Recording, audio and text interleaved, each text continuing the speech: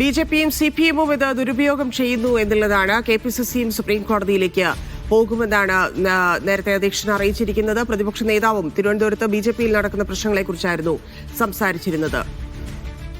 മുസ്ലിം ലീഗും കെപിസിസിയും SIRനെതിരെ സുപ്രീം കോടതിയിലേക്ക്. BLOയുടെ മരണം മുസ്ലിം ലീഗ് സുപ്രീം കോടതിയുടെ ശ്രദ്ധയിൽപ്പെടുത്തും. കണ്ണൂരിലെയും രാജസ്ഥാനിലെയും BLO ആത്മഹത്യ സുപ്രീം കോടതിയുടെ മുന്നിലെത്തിക്കും. സുമോദ് ചേരുന്നുണ്ട്.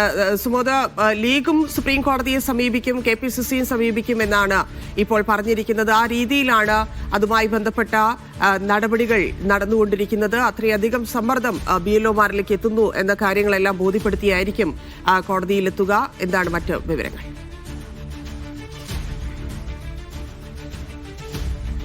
കേരളത്തിലെ SIR നടപടി പൂർണ്ണമായും നിർത്തിവെക്കണമെന്ന് ആവശ്യപ്പെട്ടാണ് സുപ്രീം കോടതിയിൽ മുസ്ലിം ലീഗ് എത്തിയിരിക്കുന്നത്. മുസ്ലിം ലീഗിന് വേണ്ടി PK കുഞ്ഞാലിക്കുട്ടിയാണ് ഹർജി സമർപ്പിച്ചിരിക്കുന്നത്. അത് ഹർജിയിൽ പ്രധാനമായും ചൂണ്ടിക്കാണിച്ചിരിക്കുന്നത് ഈ പ്രവാസികൾ ഉൾപ്പെടെയുള്ളവർക്ക് അവർ ഈ SIR നടപടിക്ക് ശേഷം പുറത്താകുമോ എന്നുള്ളൊരു ഭയമുണ്ട്. മാത്രമല്ല വലിയ സമ്മർദ്ദമാണ് ഇപ്പോൾ ഈ BLOമാർക്ക് നൽകുന്നത്. അധികമായി നൽകിയിരിക്കുന്ന ഈ സത്യവാങ്മൂലത്തിലൂടെ രണ്ട് പ്രധാനപ്പെട്ട ഈ ആത്മഹത്യ കൂടി അവർ ശ്രദ്ധയിൽപ്പെടുത്തുകയാണ്. ഒന്ന് കണ്ണൂരിലെ ആത്മഹത്യ, രണ്ട് രാജസ്ഥാനിലെ ആത്മഹത്യ.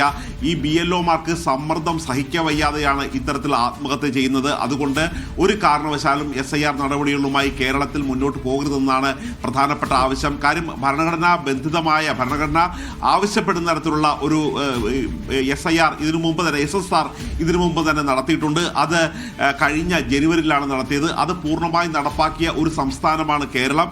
അങ്ങനെ പ്രത്യേക പരിശോധനയും ഈ വോട്ടർ പട്ടികയിൽ അധികമായി ഉള്ളവരെ ഒഴിവാക്കുകയും അർഹരെ മാത്രം നിലനിർത്തിക്കൊണ്ടുള്ള ഒരു വോട്ടർ പട്ടികയാണ് കേരളത്തിൽ നടപ്പാക്കിയത്.